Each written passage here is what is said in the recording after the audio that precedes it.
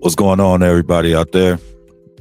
Back with another one, another episode of Analyze This, brand new podcast by yours truly on my Discerning the Times YouTube channel. Everybody, give yourselves a big round of applause. Especially all my sisters, all my black women out there. As you can see, I'm ready for war today. You know, I want all the smoke. I'm taking all shots, but I'm also going to be giving some out as well.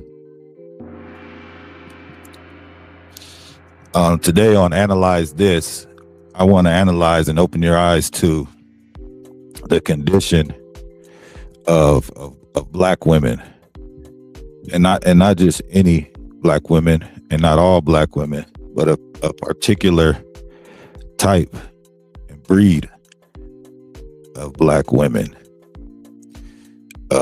Recently, I've been catching some backlash over my comments and posts to this Megan Thee Stallion, Klay Thompson split relationship breakup, which to me, a relationship that lasts that long is nothing more than a booty call, nothing more than a fling. You ever hear of a spring fling? That's all they did. Klay was getting his rocks off, and Meg was she may have really genuinely liked the brother, but for the most part, it's publicity. It's a publicity stunt. You know, it makes her look good dating a NBA player. But I digress. The whole point of this video today, like I said, was to analyze the condition of black women. Because you have women who are ready to jump out the window, literally and figuratively, over this woman who they don't even know. They're just fans of her music. And that's a form of idol worship, idolatry. Celebrities are the new idols. These are the stars who we put up on a pedestal and who we make, you know, larger than life. Celebrities, idols have become your new gods. These are the new gods you all worship and put above the Most High, and put above the order of things. First of all, most of you women yourselves are not married, are not wives, and probably will never be. You know, in the words of the late great Kevin Samuels, the GOAT, he would say, if you can't get right and fall in line the way things are supposed to be, a pecking order, the Most High, a husband, a wife, the children, then odds are more than likely you're going to die alone. Well, die alone then. And the spirit of Kevin Samuels is still here. Yes, he's no longer here, but there's a whole generation of brothers who he's planted his seed and left his mark. And brothers are no longer tolerating the things of old, the past, how we allowed women to get away with so many things and set standards for a man, all the things a man must have to get her, making her the prize, when really the man is the prize, or should be the prize. God is the prize, but the man is made in the image of the Most High. Women comes from man. So woman is here to serve man. There can't be a queen without a king. Kings make queens, whether it be a woman marries a king and becomes a queen, or a woman becomes a queen because her father was king and she inherits the throne because he had no sons, things of that nature. So I say that to say this. My post or my comments, because I'm a fisherman of men, everything I do is to glorify the Most High, to get people to think about their actions, get you to use your brain and ponder and wonder on things. So when I post, Clay did the right thing. No, it's not the right thing to be out there fornicating and just having sex with this woman, Meg Thee Stallion, with no true intentions on ever making her your wife. But what my point was to show that if a man is going to take a wife, it shouldn't be someone who carries themselves the way that Megan Thee Stallion does, glorifying whoredom, glorifying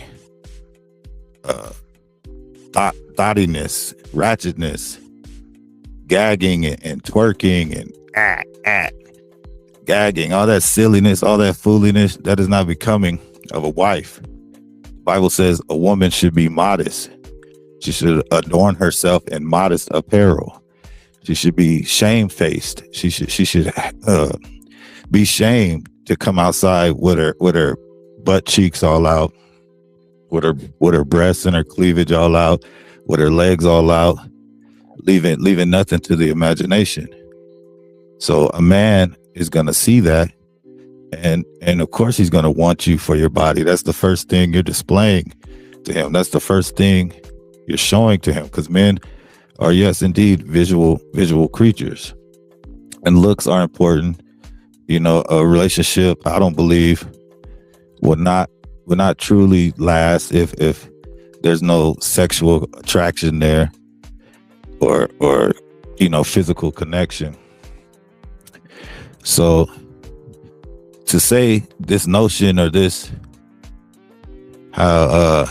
perception that I've been catching backlash that I don't like black women, I don't care about black women, or even just women in general. And I say to that, my mother is a black woman. So I love deeply and dearly my sisters, black women, and sympathize with them very much, because I know the plight of our sisters. I know the brainwashing and the work that's been done to keep black men, black women at odds with each other. And this is nothing new. This goes back to the fall in the Garden of Eden, when Eve decided to partake from the tree and was deceived by the serpent. And that's a topic for another day, because I've also had some words with a couple sisters over that topic too. So that'll be a different episode for a different day. But I just wanted to just clear up the air a little bit on that, to say that there's no way I don't love black women. You know who's one of my favorite black women, or if I had a celebrity crush, who it would be? It would probably be Candace Owens, and not because of her looks, because I've never seen her body, because the sister dresses properly in professional, modest apparel, even though she is a beautiful black woman. But it's more her intelligence, her intellect that attracts me. So if you lead with that, you're more likely to become a wife or find a husband, at least a righteous husband, a good man. A good man doesn't mean he has money. A high value man, in my opinion, does not mean he's rich or he can take care of you. High value means to me that he can teach you something. He can show you something. He can guide you. He can impart wisdom on you. Things of that nature. Kevin Samuels, even watching some of these dating shows, Pop the Balloon shows, things like that, I can see the remnant that he left, the mark that he left. Because men have been, you're a scrub, you're a bum, you're a brokey, you're this, you're that, and never really had any standards besides physically, which we held women to, as far as them getting us as a partner or a husband. But now we're looking around and you have brothers who don't want to be stepfathers. They're not dating women with all these kids, all these children from different fathers, and brothers want their own houses and their own legacies. Brothers aren't tricking anymore, excuse my, for lack of a better word. Brothers are waking up and realizing that there's a problem with our sisters, mentally. They're under. Oh, we got a little visitor here. One of my daughters who I'm training up and raising up righteously, like the late Kevin Samuels also said. We're trying to raise queens. My daughters, I'm not raising thoughts and whores. My daughters won't be listening to Megan Thee Stallion and Cardi B, Sexy Red, and Glorilla, and Lotto. And it used to be just Lil' Kim. I remember when Lil' Kim was the only, I guess she kicked it off. She was the only raunchy rapper, female rapper. And now that's all there is. But I just wanted to get on here for a second and clear that up. My stance is I love the daughters of Zion, black women. It's almost pity. It's become pity. I just shake my head because you sisters have gone off to your HBCUs and pledged to all your fraternities and have been told to be independent. You don't need no man. You can do it by yourself. INDEPENDENT. Do you know what that means? I'm a survivor. I'm not gonna give up. All these all my ladies who independent. That was a whole movement to make you guys be puffed up and full of pride and too overly proud of yourselves. So I just want brothers and sisters to wake up and see yourselves as the sons and daughters of the Most High and carry yourselves as such. Because there's coming a time, right, in the near future where women are gonna need men more than ever, and not as providers. Because what if all this stuff crashes? Money is just paper. So what if the money goes away and there's no money? You're gonna need a man for more than a provider, but a protector, a builder. Not saying the women can't protect themselves or arm themselves or put anything together, but what are you going to do when there's no police to come save you? If there's no 911 and there's anarchy and chaos in the streets and looting and raping and robbing, and then brothers, whether white, black, militant shit's going on, and then brothers are in the streets, everybody's packing. It's like the Wild Wild West again. It's going to be a bunch of damsels in distress. So sisters, I'm begging and I'm pleading with black women, my sisters, come out of this spirit of idolatry, putting these ratchet and raunchy black women on a pedestal, whether it be, it's not just rap women. It's the women you see on these TV shows, what's the name? Atlanta Housewives of Atlanta, all the Love and Hip Hop, Miami, and this and that. These people are on TV portraying a character, and a lot of these women themselves, you can see they can't keep a man. They can't have a relationship that lasts longer than a year or two, and then they don't get the ring. They don't get proposed to. They're just had for a good time. So it's time, sisters. I don't know what it'll take to get through to some of you sisters who are very, very delusional with your fake eyelashes, your fake hair, your fake lips, your fake bodies. Everything's fake. What's real? And then, so you're fake on the outside. You're dark and dead and insecure and depressed on the inside. I had people commenting some of the most terrible, vile things just because I said, looks like it takes more than WAP to get that. Guess you do got to cook and clean to get that ring. And I had sisters in the comments. I had over 100,000 views on Threads on this one post, and I had women in the comments commenting, "Oh, well, you're gay. I hope your wife leaves you."